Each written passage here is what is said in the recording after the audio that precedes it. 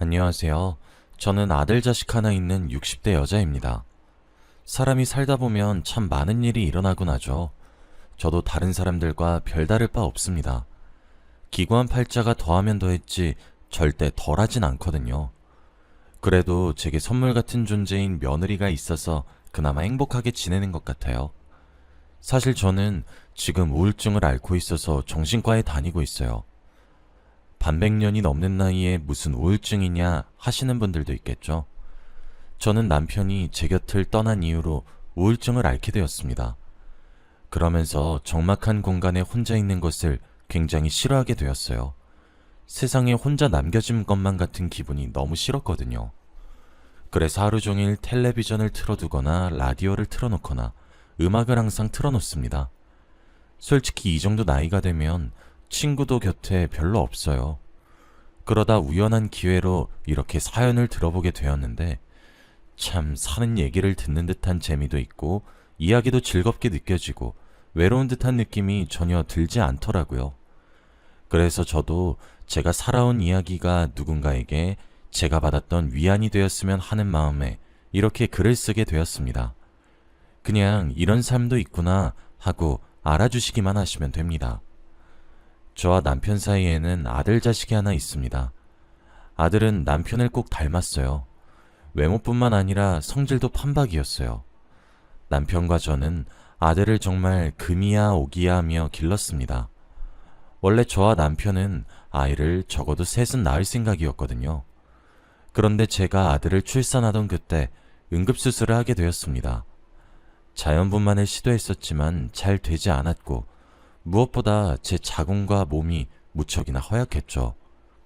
산모였던 저와 아이의 목숨 둘 다 위험해서 응급수술로 아이를 출산하게 되었고 그 과정에서 저는 자궁을 드러내야만 했습니다. 둘째든 셋째든 더 나을 수 없는 몸이 되었죠. 여자에게 자궁이 사라진다는 의미는 생각보다 참 많은 의미가 부여되더군요. 수술이 끝나고 정신을 차린 이후 수술 결과를 듣다가 참 많이 울었습니다. 갓난쟁이인 아들 탓도 했었어요. 그리고 절 이렇게 약하게 낳아주신 친정 탓도 했죠. 다른 여자들은 아이들을 잘만 낳는다고 하는데 왜 저에게만 이런 일이 벌어지는 것인지 목 놓아 울기를 며칠, 아들을 만나는 것도 거부하고 그랬었죠. 그때 남편이 제 손을 꼭 쥐어주며 자신에게 제가 얼마나 소중한 사람인지 알고 있느냐고, 응급수술을 해야 한다는 말을 듣고 긴급하게 수술이 시작되었을 때 절 잃을까 걱정되어 얼마나 걱정했는지 아느냐고, 그깟 아이들이 뭐냐고, 제가 없으면 나는 어찌 살아야 하느냐고 그러니까 괜찮다고 하며 저를 꼭 안아주며 위로해줬어요. 그런데 그 말이 참으로 진부하기도 하고 뻔하다고 여겨질 수도 있지만 그 어떤 말보다 위로가 되었습니다. 그렇게 저는 현실을 받아들였고 아이를 안아보기 시작했어요. 막상 아들을 안아보니 가슴이 벅차오르고 참으로 미안하더군요. 그렇게 우리 세 식구는 화목하게 살아가고 있었습니다. 아들은 남편을 닮아 그런지 똑똑했고 착했고 자상했습니다. 어떨 때는 든든한 아들처럼 제 버팀목 역할을 자처했으며 어떨 때는 딸처럼 애교를 부리곤 했죠. 그렇게 작고 귀여웠던 갓난아이는 빠르게 커가기 시작했고 어느새 청년이 되었어요. 대학교를 졸업하고 취업한 지가 엊그제 같았는데 곧 결혼하고 싶다는 여자를 저희에게 데려왔죠. 사실 아들이 데려온 며느리감으로는 전혀 마음에 들지 않았습니다. 며느리감이라며 소개받은 그 처자는 선천적으로 몸이 약했어요. 태어났을 때부터 심장이 많이 안 좋아서 약을 매일 복용하고 산다고 하더군요. 그렇게 아픈 여자와 결혼하겠다고 하는데 아들 가진 어떤 부모가 쌍수 들고 환영하겠습니까? 겉으로는 멀쩡해 보여도 말이에요. 당연히 제 눈에 차지 않았습니다. 제 아들보다 나은 조건 하나 가진 것이 없는 데다가 하나뿐인 몸마저 그러니 나중에 아이는 어떻게 낳을 것이며 노년엔 함께 지낼 수 있을지 없을지도 미지수로 보이니까요. 당연히 저는 결혼을 반대했습니다. 하지만 아들은 절 끊임없이 설득시키려 했습니다. 몸만 약할 뿐이라고요. 평생 조절하는 약을 먹으며 사는 것 뿐이라고요. 그 말에 저는 그게 가장 큰 문제라고 이야기를 했더니 아들이 그러더군요. 엄마, 몸이 약한 여자가 100번 1000번 나아요. 제가 몸이 약해서 그렇지 얼마나 강한 사람인데요. 전형적인 외유 내강이에요. 배울 점도 많은 사람이고요. 그러니 이 결혼 허락해 주세요. 웬만하면 제 말을 거역하는 법이 없었던 아들이었는데 결혼 문제로 정말 난생 처음이다시피 아들과의 갈등이 생겼죠. 아들과 저의 의견 대립이 점점 커져가던 나날들이 지속이 되었던 어느 날이었습니다. 띵동 울리는 벨소리에 문을 열었더니 그 아이가 안녕하세요, 아버님, 아버님 하며 활짝 웃고 있었죠. 연락도 없이 와서 너무 당황스러워 얼어 있었는데 남편이 정신을 차리고 집 안으로 들였죠. 거실에 둘러앉아 무슨 일로 왔냐는 제 말에 대꾸하더군요. 미리 연락드리고 오지 못해서 죄송합니다, 어머님, 아버님.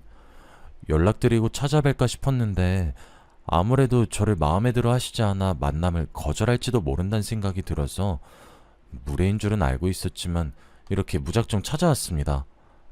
맹랑하다는 생각도 들고 어이가 없기도 하고 참 당돌하다 싶다는 생각을 많이 했어요. 그랬더니 혼자서 주절주절 말을 하기 시작했고 준비한 자료라며 저희에게 종이들을 건네더군요. 그 종이 속에는 자신의 심장이 문제가 생겼을 때 어떻게 대비를 해야 하는 것인지에 적혀 있었어요. 수술을 하게 된다고 하더라도 재정적으로 보험이 무엇이 들어가 있어서 괜찮다는 내용들이었고 그 이외에도 제 아들과 결혼해서 앞으로의 미래 계획을 솔직히 놀라울 정도로 아주 세밀하게 짜놨더라고요. 지금 당장 저희 아들보다 부족해서 마음에 들지 않으신 것 충분히 이해하고 있다고. 그러니 저희가 마음의 문을 열어줄 때까지 자신은 충분히 기다릴 수 있으니 속도가 느려도 좋으니 마음의 문만 열어달라고 또박또박 이야기를 하는 모습이 참 무슨 마음인지 그리 밉게 보이진 않았습니다. 그렇게 돌려보내고 난 뒤 남편이 제게 아들의 결혼을 허락하자고 하더군요. 여보, 자식 이기는 부모가 세상에 어디 있겠어. 우리도 마찬가지일 거야. 그냥 우리 아들이 하고 싶은 대로 하게 둡시다. 우리 아들 그동안 효자였잖아. 당신 말 하나하나 다 듣다가 이제 결혼만큼은 자기가 원하는 사람과 하고 싶다는데 나는 그런 아들의 결정을 지지하고 싶어. 그러니 우리 이 결혼 허락해 줍시다. 응? 남편의 말에 저도 못 이기는 척 고개를 끄덕였습니다. 그렇게 저는 똑 부러지는 며느리를 얻게 되었죠. 사돈될 집안에서는 딸아이가 아파서 한참 기우는 결혼이라고 하시며 정말 온갖 금전적 지원을 아끼지 않더군요. 그렇게 새로운 가족을 맞이했지만 저는 여전히 며느리가 어색했습니다. 제 눈이 높았던 탓인지 금전적인 여유가 되더라도 저는 건강한 사람이 낫다 싶은 마음이 가시지는 않았죠.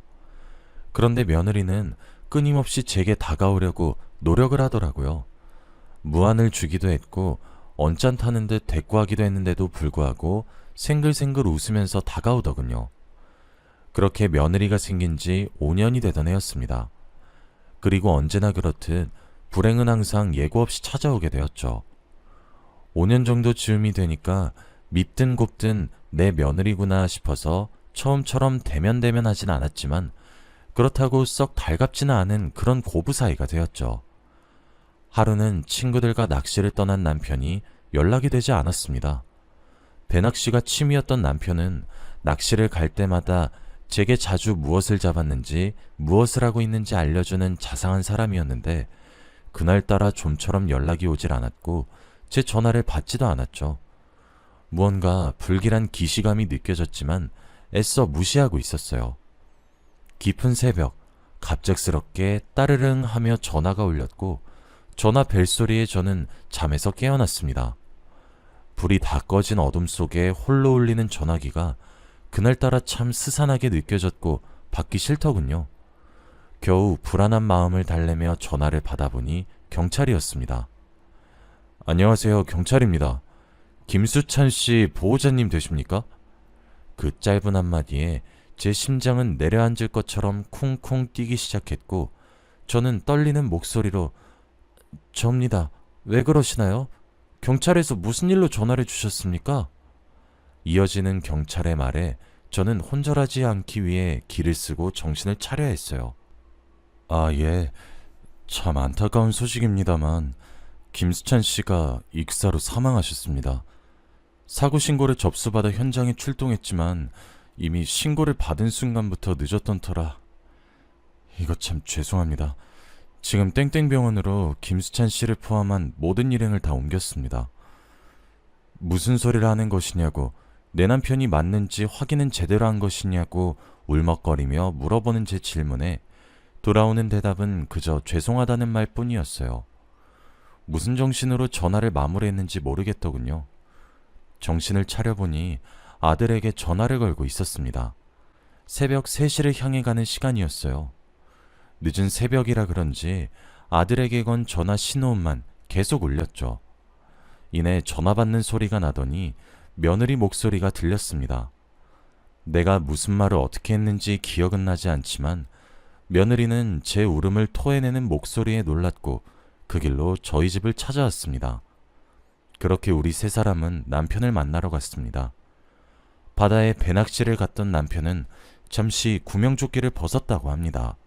그리고 하필 그때 배가 크게 출렁거렸고 배의 끝쪽에 서 있었던 남편은 바다에 풍덩 빠졌다고 합니다.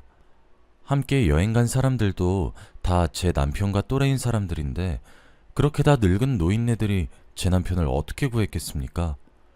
배를 운전해 주신 선장님이 남편을 겨우 건져주었으나 남편은 너무 오랜 시간 숨을 제대로 쉬지 못해 고통스럽게 익사로 세상을 떠나게 되었습니다. 남편의 장례를 치르던 순간 함께 놀러갔던 지인들이 제게 무릎을 꿇으며 죄송하다고 면목이 없다고 빌더군요. 그리고 저는 무너졌습니다.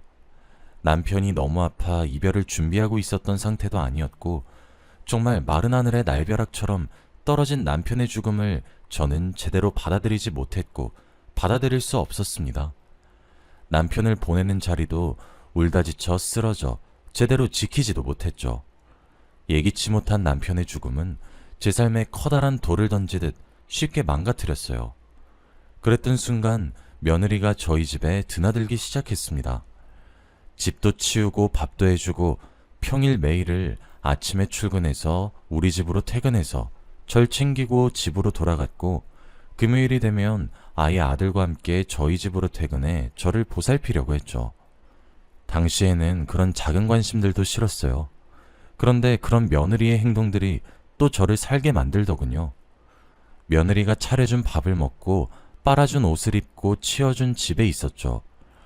회사에 나가서도 제가 많이 걱정이 되었던 모양인지 수시로 전화를 걸어 작든 크든 소소한 이야기들을 쏟아내었고 조잘조잘 떠들어대곤 했죠.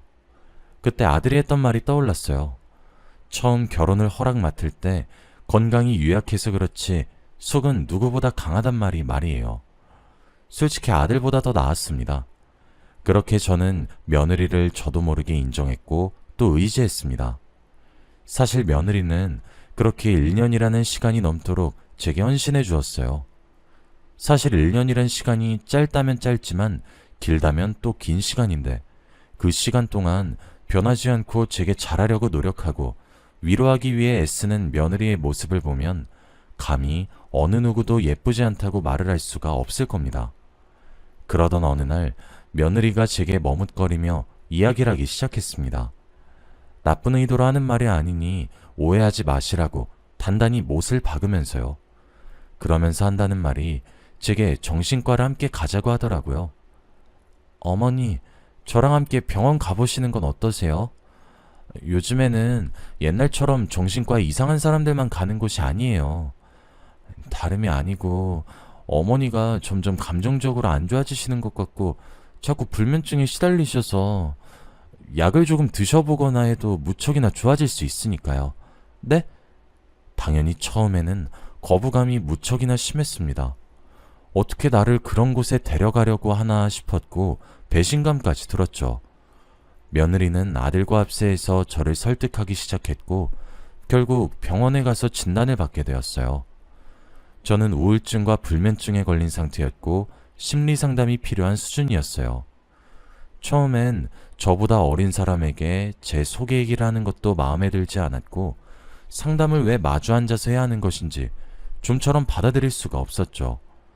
제가 마치 정신 이상자가 된 듯한 기분에서 벗어날 수 없었고, 그때 다시 며느리에게 참 못된 소리도 많이 했어요.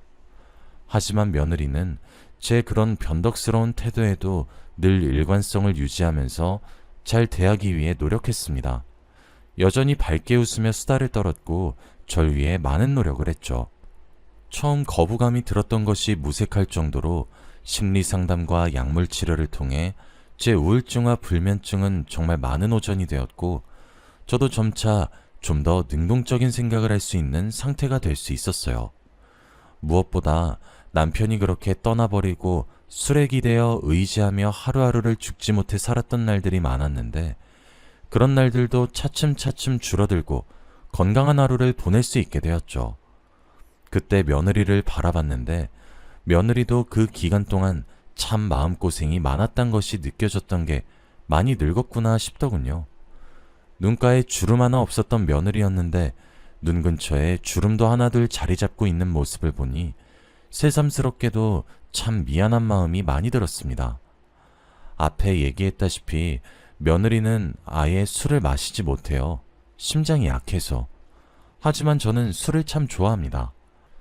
술 기운에 용기라도 얻지 않으면 말을 하지 못할 것 같아 며느리에게 술을 마시자고 한 후에 말을 했습니다. 제 진심을 전하기로 결심을 했죠. 아가, 내가 그동안 미안했다. 너무 심했지? 내가 너무너무 미안해. 결혼을 시켰을 적에도 우리 아들만 귀한 자식이 아니라 너도 남의 집 귀한 딸이란 사실을 내가 알았어야 했는데, 네가 몸이 약하고 아프다는 말이 그렇게 미울 수가 없어서 나이값도 못하고 널 그토록 미워했었다. 그런데 사람이 살아가다 보니 마음에 병이 나는 것보다 몸에 병이 나는 것이 훨씬 낫더구나. 너만은 아이가 없는데 너처럼 이렇게 착하고 어진 며느리가 이 세상 어디에 있다고 내가 그걸 모르고 그렇게 어리석게 행동했던 것인지 모르겠구나. 정말 미안하구나. 내가 우리 남편 그렇게 허망하게 보내고 난 뒤 네 덕에 지금처럼 다시 제대로 살아갈 수 있게 되었다고 해도 절대 과언이 아니란 걸 스스로도 매우 잘 알고 있어. 시간을 돌릴 수만 있다면 널 미워했었던 과거를 다 지워버리고 싶을 정도야. 남편을 보내던 날에도 정신 못 차리는 시엄마랑 남편도 네가 다 챙기고, 우리 남편을 네가 너무 잘 보내줘서 그 양반도 이승에 미련 하나 두지 않을 것 같구나. 내가 정말 미안하다. 우리 앞으로 잘 지내보는 건 이미 늦은 거니? 며느리의 손을 꼭 부여잡고 제가 할 수 있는 만큼 최선의 진심을 담아 얘기를 했습니다. 그랬더니 며느리가 제 손을 맞잡아주며 그러더군요. 아니요, 어머님. 당치도 않아요. 전 정말 괜찮거든요. 저요, 남편을 만나기 전까지 결혼이란 건 생각조차 못 해봤어요.